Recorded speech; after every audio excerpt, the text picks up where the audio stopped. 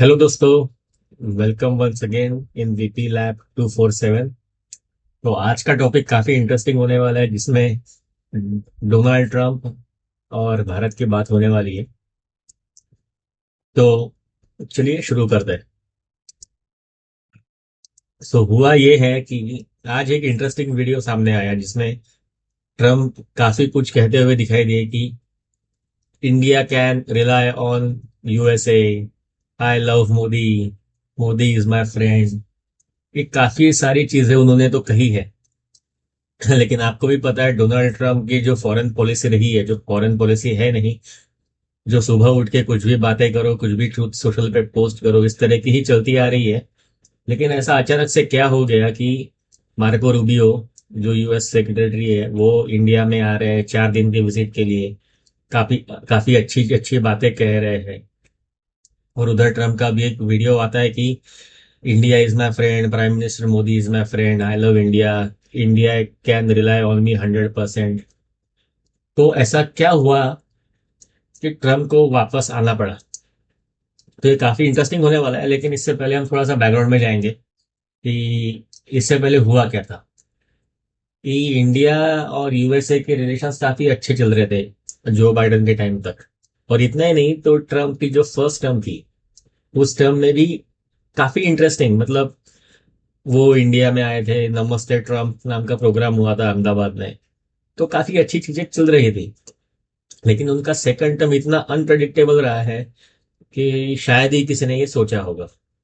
तो भारत पे टैरिफ लगा दो, 50% टैरिफ, 60% टैरिफ, 100% टैरिफ। उसके बाद my favourite field marshal Pakistan का, my favourite prime minister Shahbaz Sharif, तारीफें करो। मैंने पाकिस्तान और इंडिया के बीच में मेडिएशन किया था, इसलिए भारत पाकिस्तान का वॉर रुक गया। Few beautiful fighter jets collapse हो गए।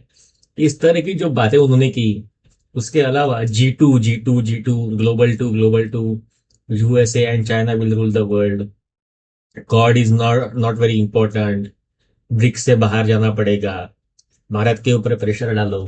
ये सारी चीजें उन्होंने जो की थी, इससे इंडिया यूएस यूएस रिलेशनशिप में काफी काफी बड़ा प्रॉब्लम कुछ महीनों में आया है फॉर श्योर। लेकिन अभी जब लास्ट वीक ट्रम्प की विजिट चाइना में हुई, और यहाँ पे obviously China was looking so powerful. मतलब उन्होंने तो इस तरह से किया था कि डोनाल्ड ट्रम्प की जो चेयर थी, सिटिंग चेयर, वो भी शी जिनपिंग से नीचे रखी थी। उनकी जानबूझ के इंसल्ट की थी, राइट। और जब ट्रम्प आए तो शी जिनपिंग ने उन्हें रिसीव भी नहीं किया उनके एरोप्लेन के पास जाके। और उसके बाद उन्होंने ताइवान पे भी एग्रेसिव स्टैंड लिया था चाइना ने। तो अमेरिका ने हाँ में हाँ भर दी। उसके बाद ये कहा था कि USA is a declining economy, तो ट्रम्प ने भी कह दिया था कि या it is a declining economy. मतलब किसी भी तरीके से USA was not looking powerful और डोमिनेंट दिख नहीं रहा था। तो अभी शायद ऐसा हुआ है कि यूएसए के थिंक टैंक्स, उनके बीच में चर्चा चल रही है कि चाइना के साथ हमने कितनी भी अच्छी कोशिशें कर ली, फिर भी China is not gonna help us, और चाइना के साथ आगे जाने में कोई सेंस नहीं है। तो अभी उनको फिर से भारत की याद आ रही है।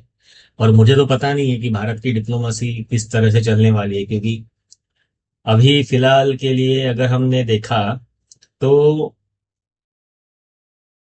This is not a good nation to trust. और ये कब जाके कब पलट जाए, किसी को कुछ पता नहीं है। लेकिन फिर भी इंडिया यूएसए के लिए काफी मैटर करता है, क्योंकि India is economic power house. We are 1.4 billion people, right. 1.4 billion people, and amongst those almost 65% are young Indians who can work hard, who are smart enough to tackle every challenges। AI boom में Indians का role तो काफी extraordinary रहा है। Corona के time में भी India ने जो जिस तरीके से चीजों को हैंडल किया, that was extraordinary. Strategic location Bharat के पास भयंकर है, क्योंकि भारत की जो नेवी है, दैट इज वर्ल्ड क्लास। और चाइना अगर किसी एक रीजन रीजन की वजह से शांत बैठा है, तो वो हिंद महासागर में, तो वो है भारत। तो इंडो पैसिफिक लोकेशन में भारत का जो दबदबा है, उसका अमेरिका फायदा उठाना चाहता है फॉर श्योर। उसके बाद India serves the largest democratic counterweight to China's authoritarian model in global politics. मतलब चाइना में जो डिक्टेटरशिप है उसके अगेंस्ट इंडिया उसके अगेंस्ट इंडिया काफी स्ट्रांग खुद को पोजीशन कर पाता है, क्योंकि ये डेमोक्रेटिक नेशन है। सो ये सारी चीजें अगर हम सोचे तो यूएस इंडिया रिलेशनशिप भी लॉन्ग टर्म में सस्टेन करने वाली है, ये सबको पता था। लेकिन एवरीवन वाज इन शॉक कि यार ये ट्रम्प ने क्या कर दिया। लेकिन अभी तो बैक टू नॉर्मल उनको आना ही पड़ेगा। और जब मैं क्लीनिंग द मेस कह रहा हूँ तो उसका मतलब यही है कि अभी फिर से डिप्लोमेटिक चैनल्स के थ्रू लॉबिंग तो हमारे यहाँ पे चलती नहीं है, लेकिन फिर भी उनका प्रयास जरूर रहेगा कि जो मोदी सरकार थी इतने साल तक झुकी नहीं, रशिया से ऑयल परचेस करती रही और इंडिया ने एक न्यूट्रल स्टैंड लिया था कि ना हम इनके साथ हैं ना उनके साथ है, हम हमारे इंटरेस्ट के साथ है। सो इससे शायद अभी ट्रम्प को कुछ थोड़ा सा झटका लगा होगा और उनको अभी लग रहा है कि it is not very easy to handle, so let's set it back और एक साथ जो गंदगी हमने फैलाई थी उसको साफ किया जाए। बायलैटरल ट्रेड और इकोनॉमिक रीसेट, इसमें तो मतलब सप्लाई चेन का तो कोई डाउट ही नहीं है कि चाइना के ऊपर काफी निर्भरता है, I we everyone agree. But problem ये है कि भले ही चाइना के साथ ट्रेड ट्रेड के लिए, लॉजिस्टिक्स के लिए, सप्लाई चेन मेंटेनेंस के लिए डिपेंडेंसी होगी, लेकिन उसका अगर कोई ऑल्टरनेट इस दुनिया में कोई बन सकता है on this earth, that is only one country called as India. क्योंकि स्ट्रेटेजिक एडवांटेज तो हमारे पास काफी है, लेकिन यंग पॉपुलेशन का लेवरेज भी हमारे पास है। हमारी लोकेशन भी इस तरह से है कि हमें तीनों तरफ से समंदर से घिरे हुए हैं। तो we have the largest coastal line in the world. So we all have those good advantages by which we can definitely try to position ourselves as a alternate to China's threat. और ये America को भली भांति पता है। और उसके अलावा ये तो है ही कि क्वाड फ्रेमवर्क हमारे पास फुल फेज में है, इंडो पैसिफिक पावर है नेवल की वजह से, और स्ट्रेटेजिक ऑटोनॉमी इंडिया के पास तो है ही है, क्योंकि हम किसी के ऊपर डिपेंडेंट नहीं है कि भाई तुम हमारा प्रोटेक्शन करो। We are the third strongest army in the world. We are the third strongest air force in the world. We are the third strongest naval force in the world. And we are the fastest growing economy in the world. So अगर हमने ये सारी चीजें देखी तो India के अलावा USA के पास कोई चारा नहीं है।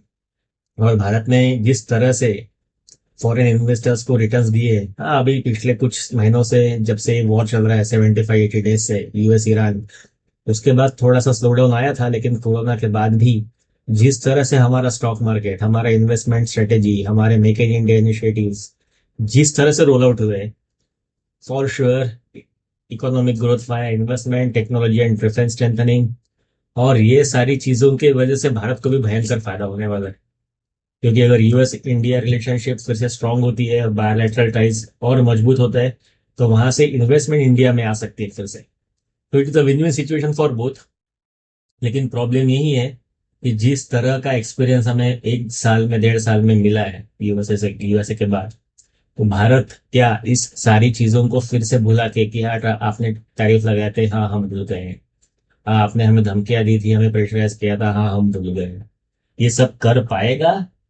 या फिर now India will play its roll on its own positions कि मुझे ये चाहिए विथ और ओन कंडीशंस, ये मेरी कंडीशन है, इसके हिसाब से आगे बढ़ने वाला है कि नहीं, ये देखने वाली बात है। क्योंकि we are already having the FTA with European Union. So Bharat की वैसे डिपेंडेंसी अभी यूएसए के ट्रेड डील के लिए इतनी होगी, वी रियली डोंट नो। जैसे मैंने कहा चैलेंजेस, तो मैंने अभी डिसाइड कर लिया कि फॉरेन पॉलिसी यूएसए की ऑलमोस्ट ना के बराबर है। उसके बाद कब जाके यूएस किसके साथ वॉर कर ले किसी को पता नहीं है, और कितना उनको उनके ऊपर रिलाय कर सकते हैं इसका भी बहुत बड़ा डाउट है। तो आगे जाके वही है। लेकिन अगेन एक चीज काफी मायने रखती है, वो होता है पर्सनल डिप्लोमेसी, पर्सनल केमिस्ट्री।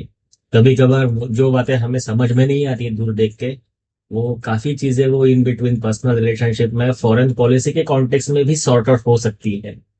और बार बार ट्रम्प भी कहते हैं कि माय डियर फ्रेंड, मोदी भी जी कहते हैं कि my dear friend Trump etcetera. So हो सकता है कि थोड़ा सा लो स्टांस इंडिया ले, वेनेजुएला से ऑयल परचेस करे, थोड़ा सा अमेरिका को पुश करे, क्योंकि मानो ना मानो America is the strongest economy and we all need it, there is no doubt. But थोड़ा सा प्रैक्टिकल सोचते हुए, हमारे खुद के ग्राउंड के ऊपर खड़े रहते हुए, पॉसिबिलिटी ज्यादा है कि ये हो जाएगा और फिर से India and US ties will be back to normal. This is what I think. So आप तो अभी ये सारी चीजों को समझ पा ही रहे होंगे। ये मेरा दूसरा वीडियो है जियो पॉलिटिकल एनालिसिस के ऊपर, और मैं आगे जाके सारे टॉपिक्स कवर करूंगा ही करूंगा। तो ये वीडियो थोड़ा सा इंप्रूव किया है मैंने पहले वाले वीडियो से। तो आप मुझे याद से जरूर कमेंट करके बताइए कि और क्या क्या इंप्रूवमेंट चाहिए, वॉइस क्वालिटी अच्छी है या नहीं है, या और इम्प्रूवमेंट की जरूरत है। So kindly let me know. और ये वीडियो आप फिर से देख सकते हो, क्योंकि आगे आने वाले कुछ दिनों में और इम्प्रूवमेंट करके काफी इंटरेस्टिंग वीडियोस मैं आपके लिए लाता रहूंगा। So thank you so much everyone, take care, bye bye.